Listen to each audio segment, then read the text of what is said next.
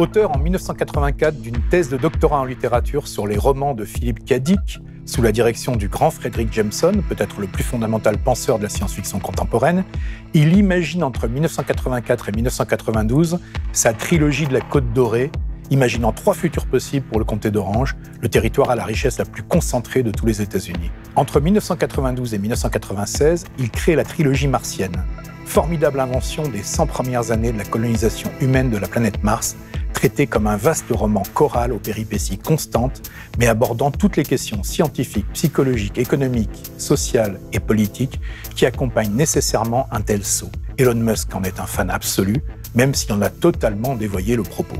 En 1997, il écrit S.O.S Antarctica, suivi par la trilogie climatique entre 2004 et 2007, formidable exploration de la relation complexe et ambiguë de la science, de l'économique et du politique à l'ère du réchauffement climatique.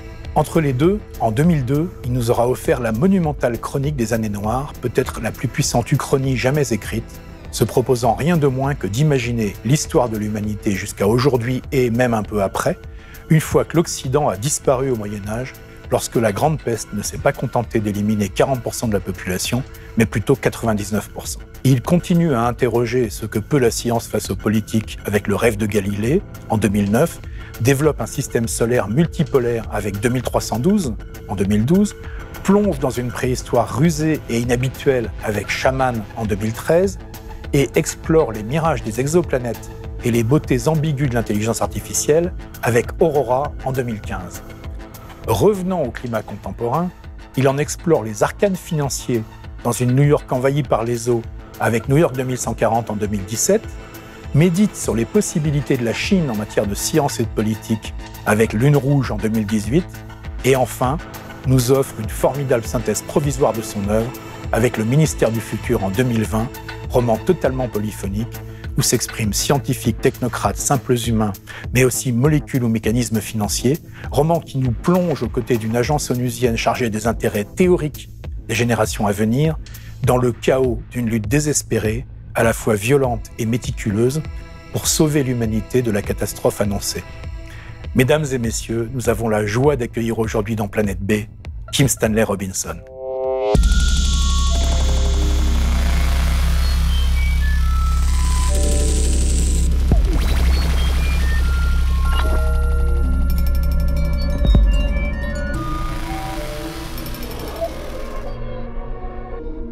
So, welcome on Planet B, the sci-fi and politics show created by Lavolt, Antoine Daher and myself, Hugues Robert, from the Carried Bookshop for Blast Web TV. It is truly an honor and a joy to have today here in front of us Kim Stanley Robinson, one of the most interesting and powerful contemporary writers, far beyond the sci-fi circles, which constitute nonetheless, as a reminder, the most relevant part of today's art, as we all should know. As you, Kim Stanley Robinson, said a few years ago, I think that was in your preface for Green Earth, the collection of that we don't have in France in one volume of the Science in Capital trilogy. If you want to write a novel about the world now, you'd better write science fiction, or you will be doing some kind of inadvertent nostalgia piece. You will lack depth, miss the point, and remain confused. Yeah. I think we share here the belief that fiction is one of the most powerful change tools available to us, notably in hope of staving off disaster, as will say Michael Byrne, as Anatoly Grushkov in The Sum of All Fears, the movie. To keep the back channels open? 40 years in hopes of staving off disaster. President Kennedy said.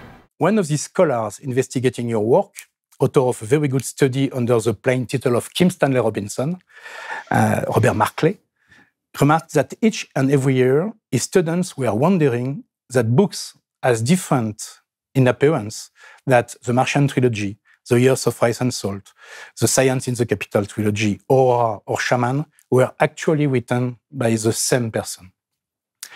With them, then, I am wondering that apparent eclectism, that topical variety, does it come merely from avid curiosity, expression of that sense of wonder that is so central for science fiction, or does it come from a carefully planned, aimed, designed, constant path a plan, as the silence will say?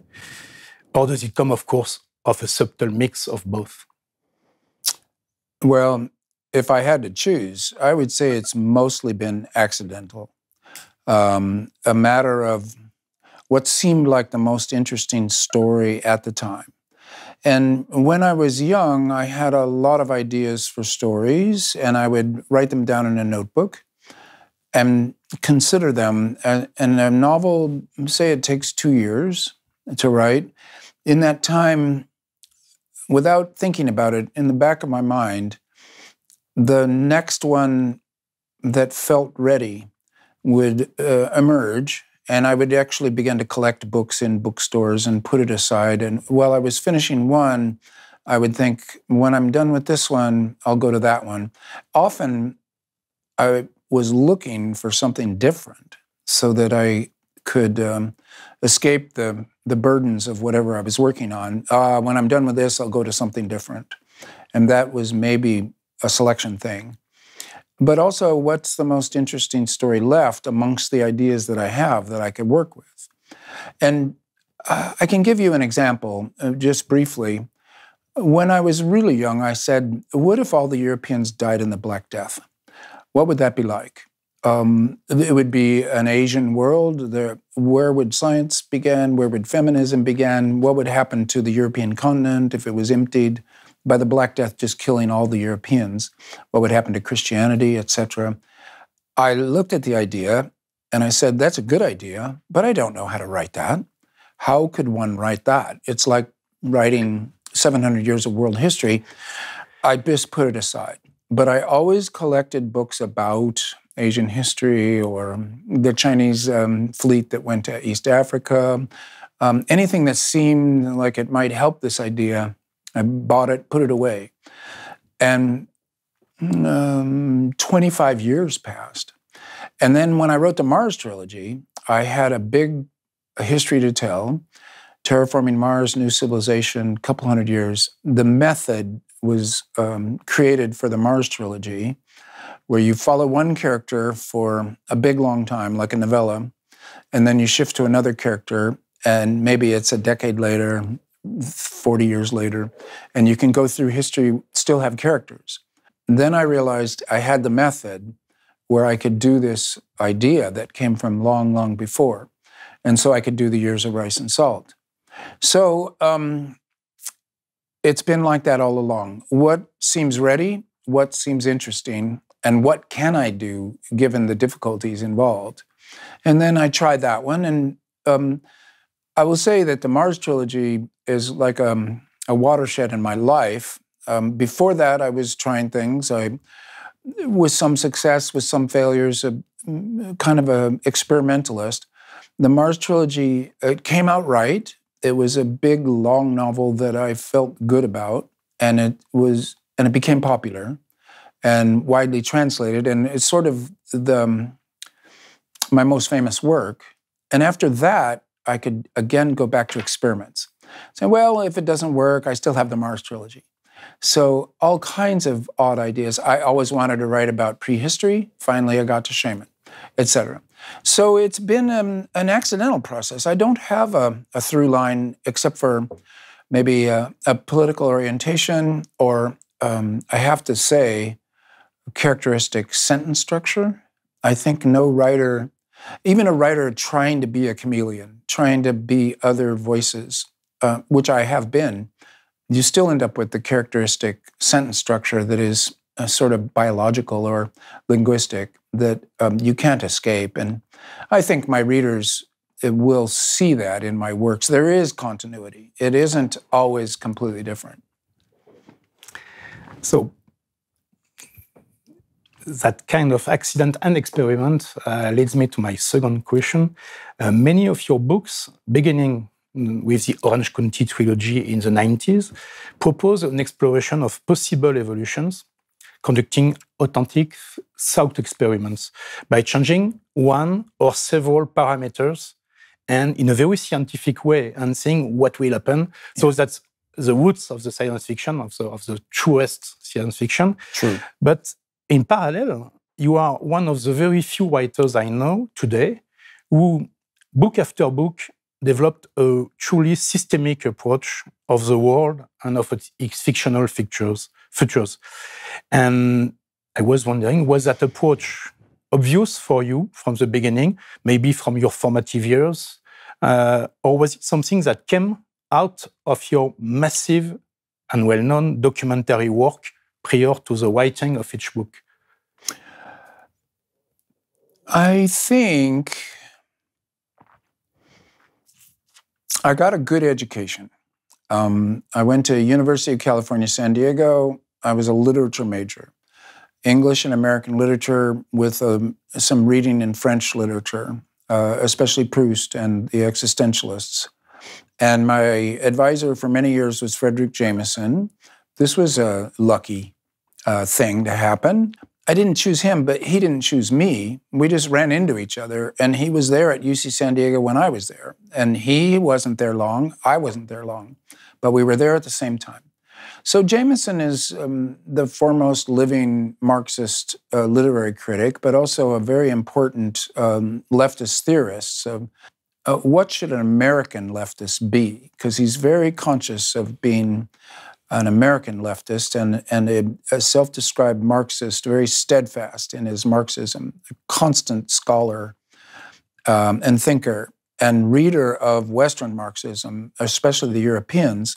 And his crucial role was to teach American academia and general culture about the Western Marxist tradition that is mostly European since the time of Marx and Engels, but particularly since World War II. And European thought since then, it wasn't well known in the American Anglo world, and Jameson made it well known and also made it clear that it was important.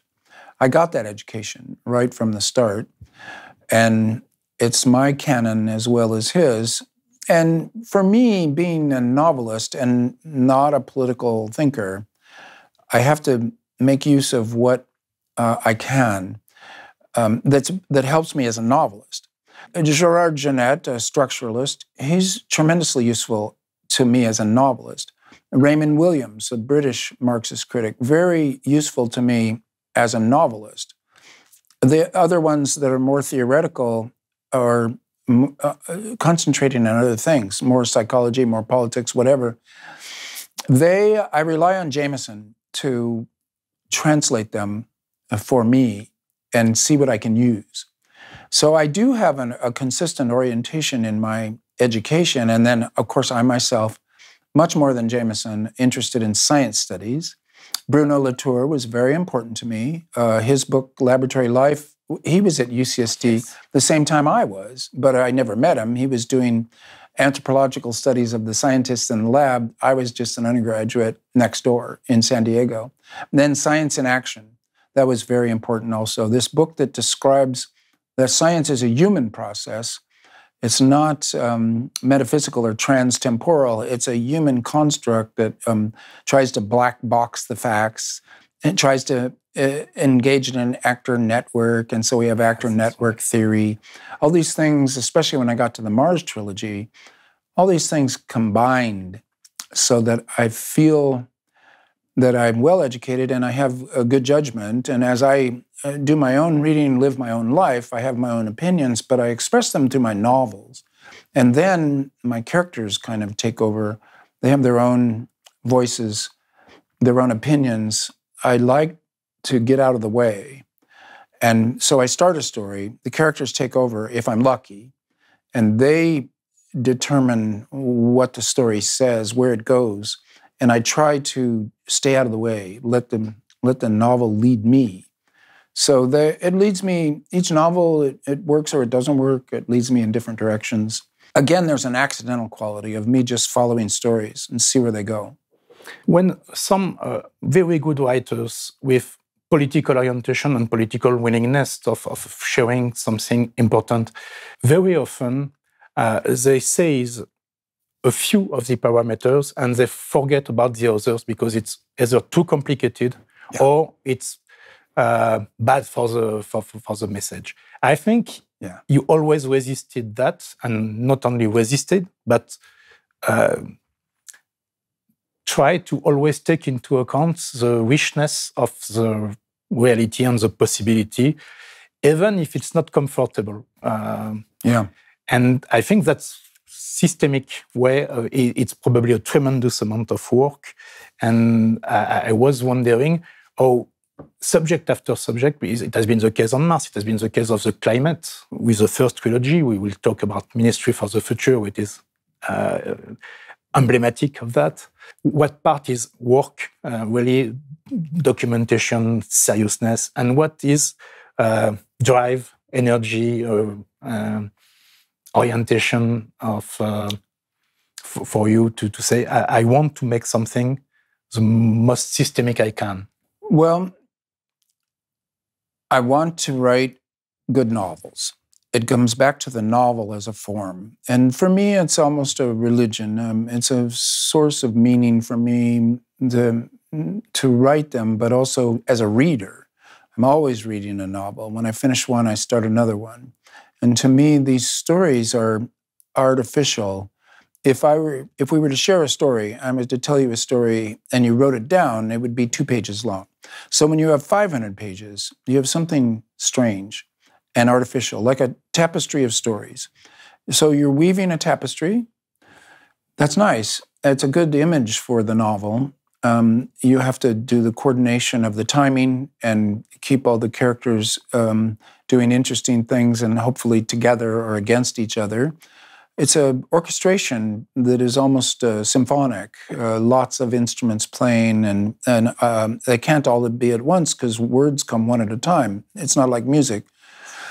And so if you can get out of the way and let the characters take the lead and try to orchestrate, then you get taken strange places, unexpected, and if you follow them, it makes for a better novel. And because I am a political writer, and that's said to be dogmatic and over-insistent on one point of view, the more I can remove myself from that, and I acknowledge, and the reader will see my political orientation, but the characters need to still have their own politics and feel alive for the reader to imagine. And I must insist, the readers do a lot of work.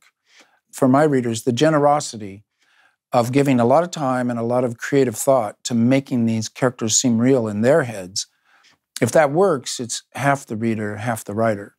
And that's why novels are, one of the many reasons why they're so great, is they're a collaboration between writer, and reader does a lot of work. So I try to set that up, and it means, well, it means the novels get long, because there's a lot of good stories to tell, a lot of detail, and it's dialectical. You hopefully see that there are more than one side to any particular issue, and that people can disagree, and both of them have a valid position from their own point of view. And those disagreements are dramatic. They can make for good fiction.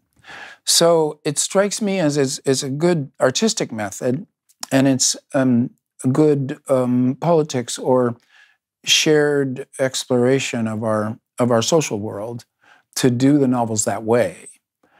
I can articulate it now in a way that I couldn't when I was younger, just because I've had more time to think about it. Like, first of all, where'd this book come from? I don't know.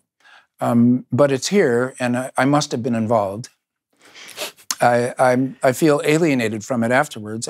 Somehow it appeared, in my laptop or in my notebooks.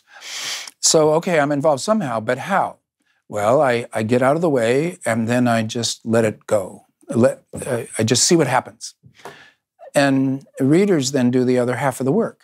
So this is what I think is going on and why there's a spread. I can also add, because you're really asking also about the research or the variety of topics, I find these interesting stories, but also I'm married to a scientist. I'm interested in science. I write science fiction, and there's a reason for that name. And so it all comes together where the sciences are extremely wide-ranging and curious and powerful and interesting. So I have a good topic that will never come to an end. That's exactly my third question, because I think one can say without real doubt that maybe across all your novels, the central theme, if there is one, is the relationship between science and politics. and how they interact or not enough, or not in the correct way or the best way. I was wondering what were the roots of his anchoring, simultaneously quite logical for a student deeply interested in science fiction literature. Your PhD dissertation on the novels of Philip K. Dick being a reminder of that, but also a little bit more surprising for someone who was not studying at that time in the field of art science or political science in itself. So why science and politics are so central for you? It probably started with a political orientation. And so this goes back a long way.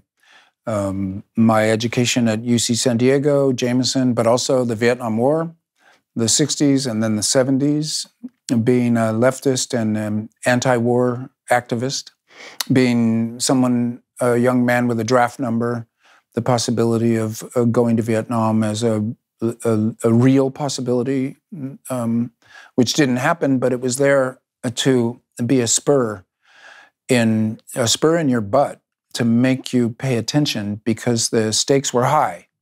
And this is something that sometimes happens in history and sometimes doesn't. But when the stakes are high, it becomes political. And then I had that good education I described to you. I got interested in science kind of backwards. I grew up in an agricultural community, then it turned into a city while I was a child and youth. I saw that happen. I ran into science fiction as a literature. So stories set in the future, stories about change. Science fiction struck me immediately as the best match for the way things felt to me. So science fiction had an immediate attraction when I ran into it. I was already 18 or 19. I didn't know about it when I was a child. I was an undergraduate, science fiction, and it was the new wave. Boom. And so I became a science fiction writer. Well, what does that mean? You set stories in the future, you better start paying attention to the sciences, or else the science in your science fiction won't be solid. And then I married a scientist, a chemist. She's an environmental chemist and very intense scientist in terms of personality. And I do find there is a scientific personality that is, luckily for me, very amusing, very beautiful and inspiring. That intense curiosity to know something, but not just casually, to investigate why does it work that way, and to join the scientific enterprise more generally in the way Latour has described. So I lived with that. And each novel forced me to learn a little more of another science. I particularly love archaeology and geology. I'm particularly mystified by aerodynamics or really physics. So there are sciences that I, as a literature major, are more narrative, more like being detectives. Science is always being a detective, but when it's a detective of the material world that you can touch and feel, I understand it better than when it's in mathematics. Well, it's accumulative. For each novel, I would learn a little more, and I don't forget. And if it comes up again, I can apply it to the next novel. And that's what led to Ministry for the Future. It's the culmination of about maybe 10 novels that are relevant scientific fields, political fields. And to get back to politics, I've said this often, science is politics by another means. It's a utopian politics in the real world that says, okay, I want to do something good. I want to learn something new, or I want to make things easier for human beings. I'm going to do it this way. And there's internal politics to the sciences, but there's also science as political action that is, I'm not going to say more direct, but it's a different route to change in the world for human beings, usually for the better. So I would say science is even a utopian politics, but by people who are confused by politics or dislike politics. Oh, I'm not a politician, I'm a scientist. Well, this is a misunderstanding because the two are the same. And indeed, most politics now is a social science. It relies on statistics. It's not inheritance and nepotism and corruption, it's usually statistics and finding out what people want, polling. And so politics itself is a kind of a social science. So to make the two into a difference is not quite right. They are, as usual, they're dialectical, they're intertwined. And you can write stories that make that clear. And that's part of the fun of it, of what I do, is I can weave the two together and show that they're two halves of the same human process. Oh, that's very interesting. So, on that particular case of the scientists being in politics, whether they want it or not. Yeah.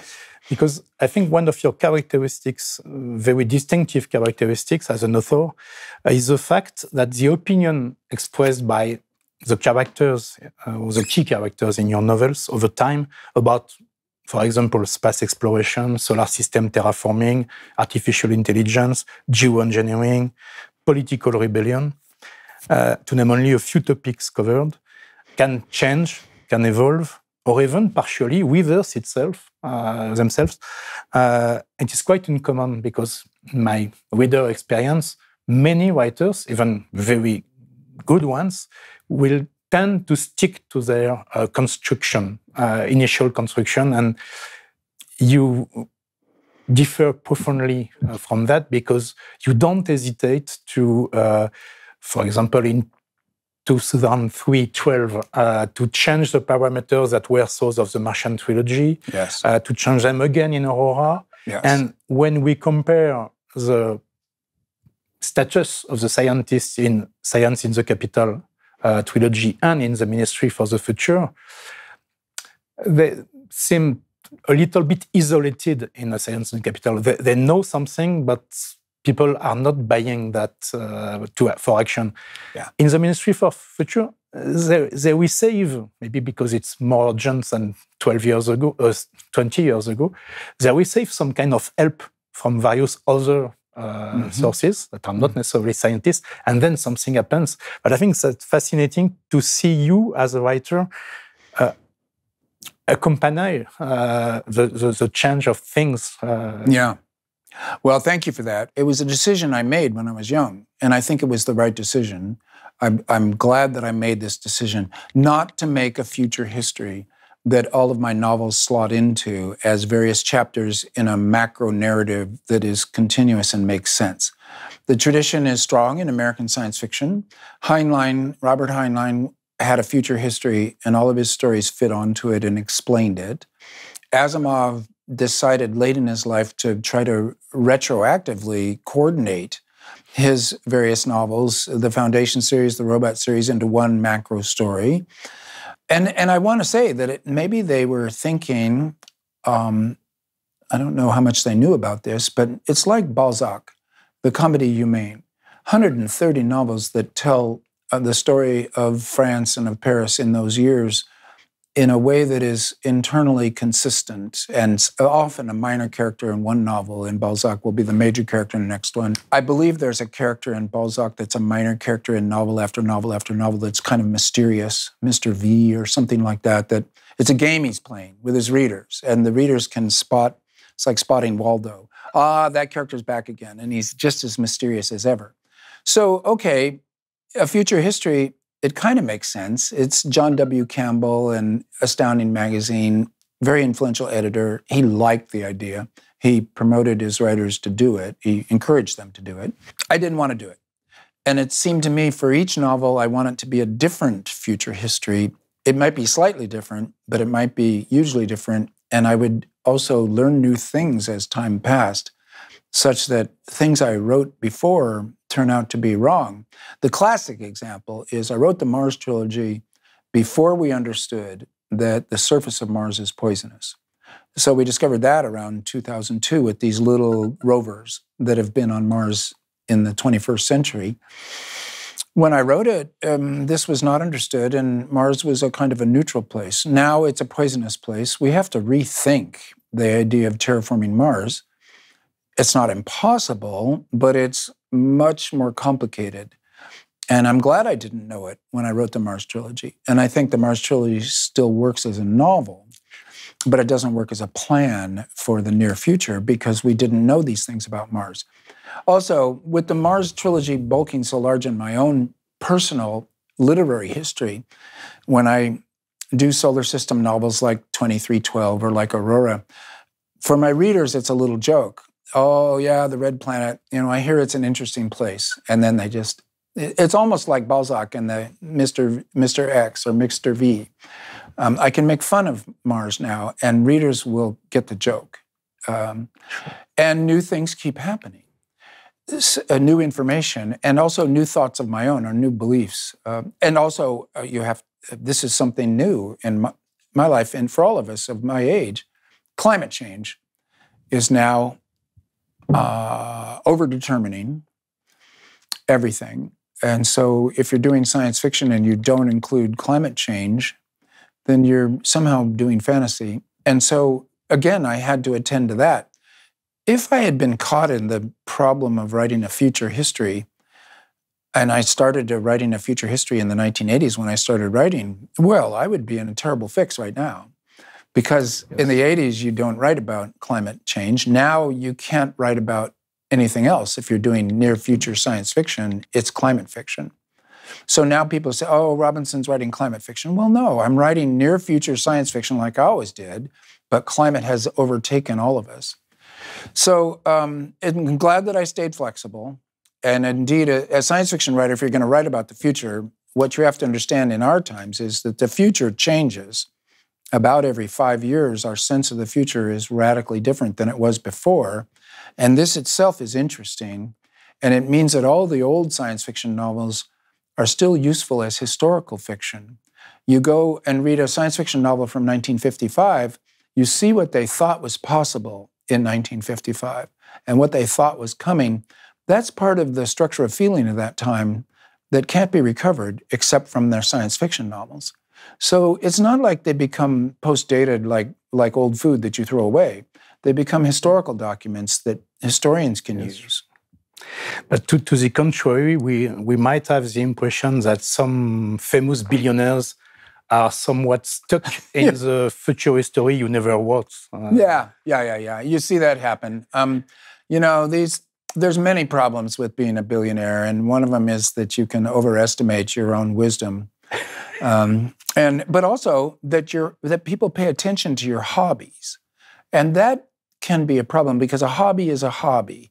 You indulge in it to pass the time and to entertain yourself when you're not doing your real work.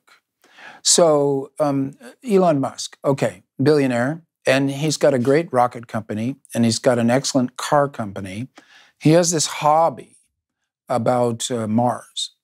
And it's a silly hobby, but so is fly fishing, and so is stamp collecting, and so is all the other hobbies that you might have that are a diversion.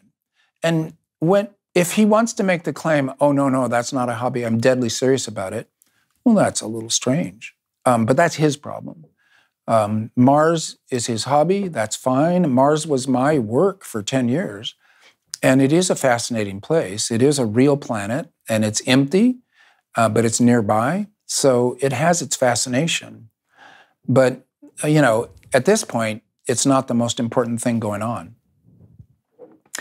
About evolutions in your novels, I would like to mention one. An evolution will culminate, in a sense, for me in the Ministry for the Future, which is the use of sabotage. At least since Edward Abbey and his Monkey Wrench Gang, but more apparently bucolic novels of the 70s, like the now famous, Ecotopia by Hans Kallenbach, were not devoid of sabotage and violence when necessary. Eco-sabotage is a legitimate part of anti-capitalist fiction. But just like Andreas Malm, the Swedish geographer, wrote in 2021, is How to Blow Up a Pipeline. And I want to note for the DGSI people in France who are listening to us, the book is not a manual about still breaking explosives, but a reflection on the limits of non-violence against the mad avidity of fossil capitalism. The use of sabotage in the Ministry for the Future is changing scale. What does it mean here for you, that move where eco-sabotage has to be something to be taken into consideration in the book. Yeah. Well, if you're in democracies and the politicians have been bought by the fossil fuel industries, and they are legislating not for the benefit of people or for the biosphere, but for the benefit of the private profit of the fossil fuel industry, how do you resist them as a citizen? They have the money to run the campaigns to win the elections. They're in power, and they are wrecking the earth in ways that could get extraordinarily bad. If we lose control of the Earth system and head towards hothouse Earth, no ice on the planet, civilization will crash and billions will die. So the stakes could not be higher. We are in a desperately dangerous time. Everybody knows this, and yet we aren't reacting fast enough, partly because the political system is being bought by moneyed interests. So what do you do?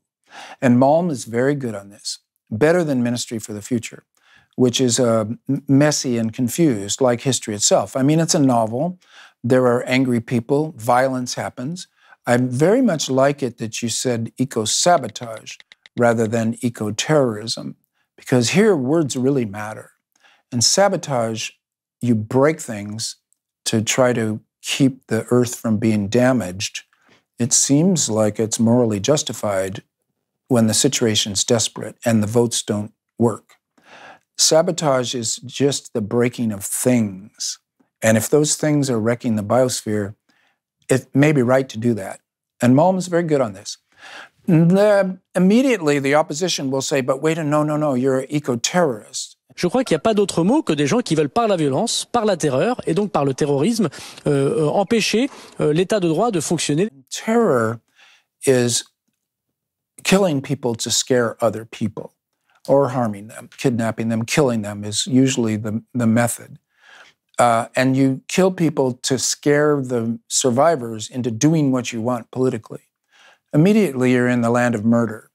And aside from very peculiar circumstances of defense of your life or your family in a moment of extreme violence, etc., there's never a good rationalization for hurting other humans. It's always wrong.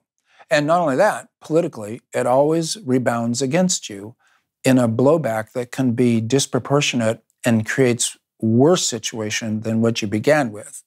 So, a crucial difference between murder and sabotage, and Malm is very good on this as a philosopher, and he's writing about exemplary situations and trying to make clarity and destrand these two issues. Within a novel, there are some characters who think they're doing good by killing oil executives.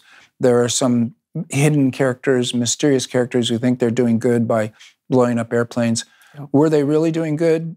The novel doesn't say, and there are other changes that are more important that the novel talks about more, but it exists. And I was doing that partly for the reality effect.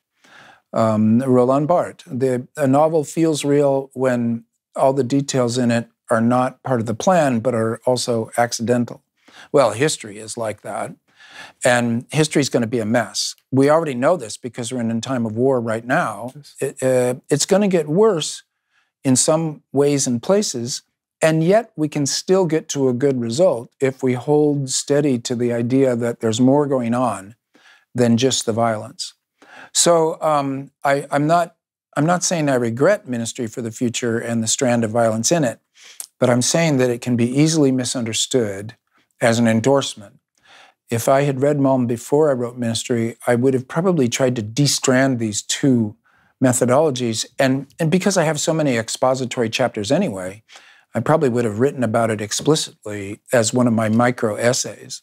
But actually, some of your characters, especially among the anonymous ones, one, the very central mysterious character of Indian, Nepalese and Indian nationality, is explaining more or less that, I think. And you have one fantastic character. I think there is only one occurrence, but it's good, is that Navy, I think it's a petty officer, using the model of the US Navy for the remuneration scale. Yeah. And I think it's one of the best with a special flavor because it's so surprising to have one military saying, no, but that's good. I understand what they are doing.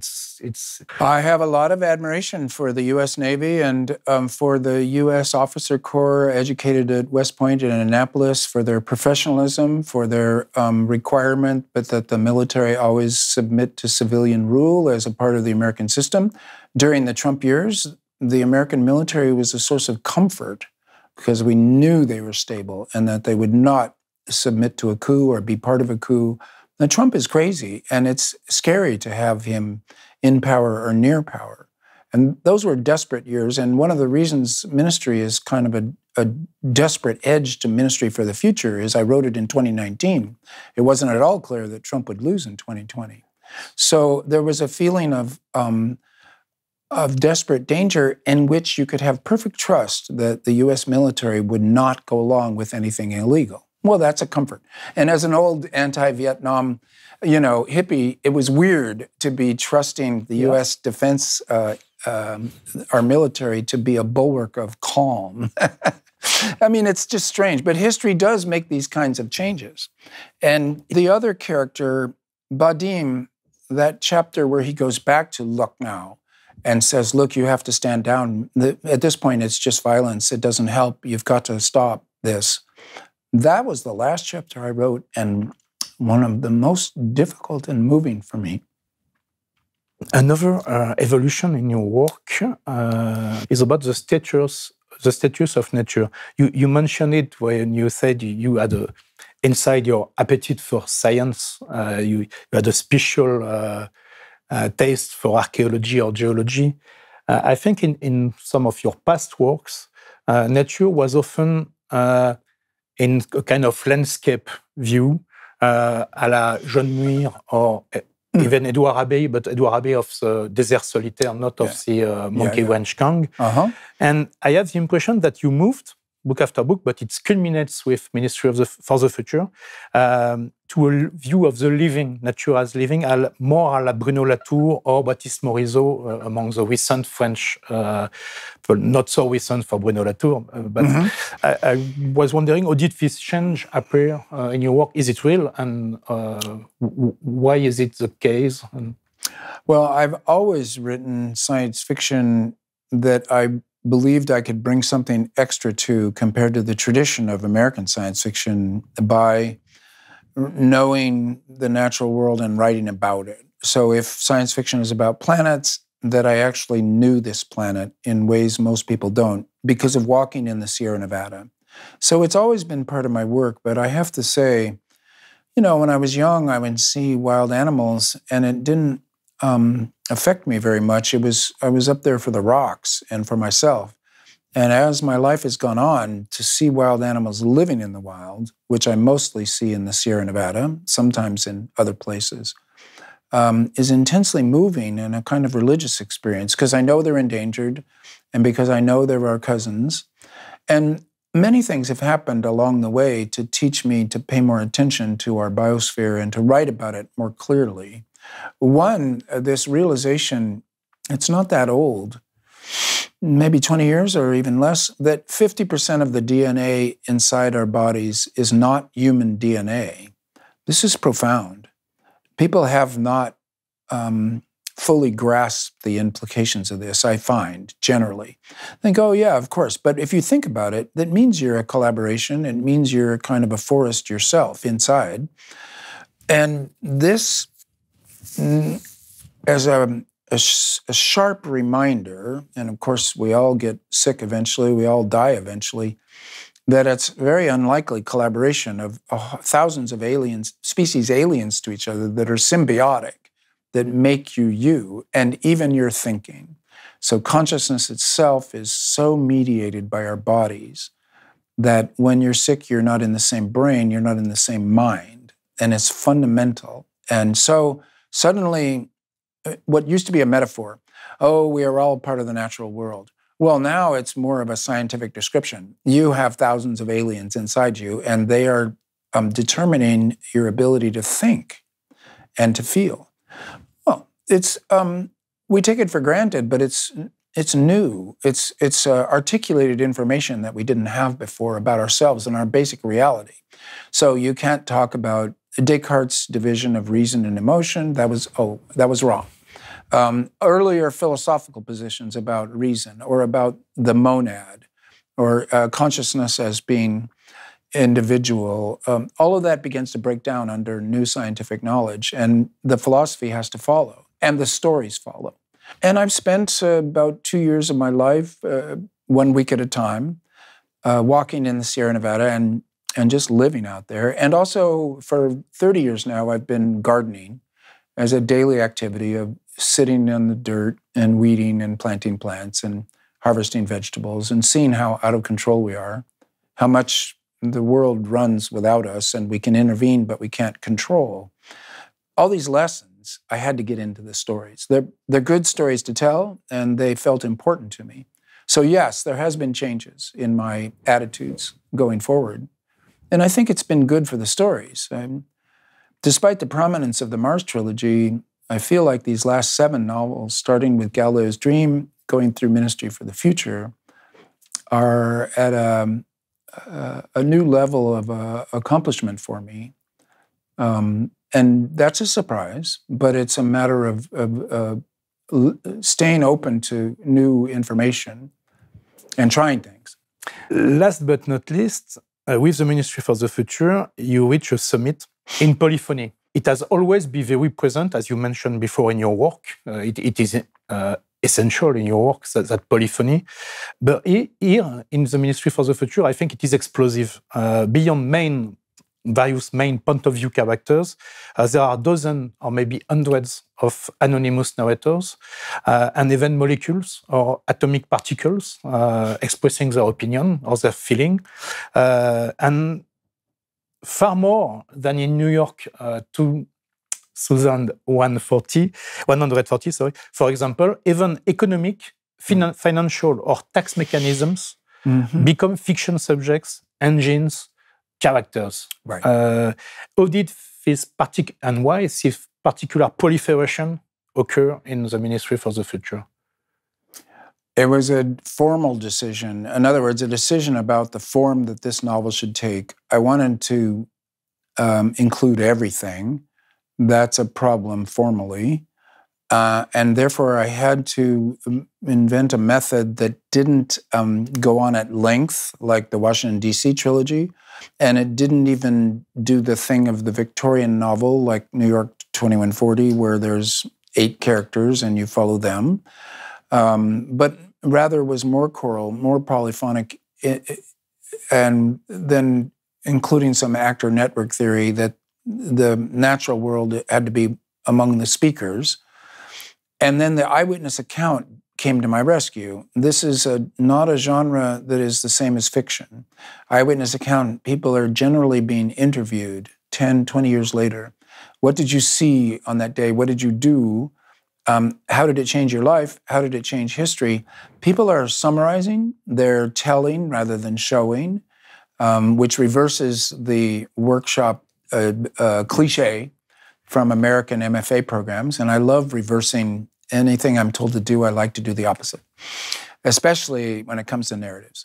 So I thought to myself, let's try a lot of genres and keep it brief, keep it fast. And the eyewitness account, although there's many in Ministry, that one was like gold. It was a discovery for me that a first-person narrative was somebody telling something important that happened to them and judging it in all the ways that break all the rules of fiction, was allowing me astonishing mental adventures of getting out of the way and having somebody else talk through me, like a seance or a channelizing. And I don't mean to get mystical about it. It was just a matter of literary techniques rather than magic. It was a good technique, and it allowed me to do things in this book that it succeeded more on its own terms than some of my previous attempts because of formal decisions that I made, and then the content just rushed right in. So to a certain extent, it's a matter of luck or of rolling the dice. Okay, I'll try another novel. Let's see what happens, and let's try something different because last time didn't work. or didn't quite work. So let's try something new. So I tried it, but as I was writing it, I knew that this was right. That ministry, the method of the multiple voices and the multiple genres, was I had somehow unlocked a door. And so it was only 9 months of my life and went really fast. But I knew I was onto something. Finding the right form for the content that you want to explore, that is crucial. I haven't always done it. Sometimes it's been better than others. And so I'm happy this one turned out. The stakes were high. I mean, we have to deal with climate change. And so we're in a society crisis that people have responded so strongly to a novel is a beautiful thing for people who love novels to realize that the novel can still work, even in this society of the supposed 30-second span of attention, social media, the visual, always the visual, but that an old-fashioned novel can still affect people, and people find use in it and enjoyment in it. Well, this is a beautiful discovery. So, except if you want to add a few final words or remarks, otherwise I would like to thank you. This hour in your company was already one of my greatest moments around literature and art, and I hope, actually I am certain, that it will be the same for our viewers and supporters on the other side of the screen. And thank you so much. Well, thank you, Hugo. It's been a pleasure, and my thanks to readers. They do a lot of the work.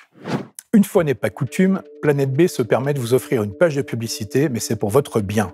Du 20 janvier au 20 mars, le tiers-lieu Ground Control, à Paris, près de la gare de Lyon, accueillera un ensemble d'événements et de temps forts consacrés à l'imaginaire en général et à la science-fiction en particulier, programmation à laquelle la librairie Caribe, l'un des créateurs de Planète B, a participé de près. Exposition avec la revue Métal Hurlant, colloques et performances artistiques avec les collectifs La Volte, Multitude ou Mutation Magazine, interaction science et fiction avec l'INSERM. Venez nous voir, je pense que cela vaudra vraiment la peine. Toutes les informations seront en ligne sur le site de Ground Control. C'est néanmoins la fin de cet épisode, en espérant qu'il vous a intéressé et plu, et en réitérant nos remerciements à Kim Stanley Robinson, nous vous rappelons que Blast a absolument besoin de vous pour poursuivre et se développer en toute indépendance. Suivez-nous sans relâche, et si vous le pouvez, abonnez-vous ou n'hésitez pas à nous faire un don.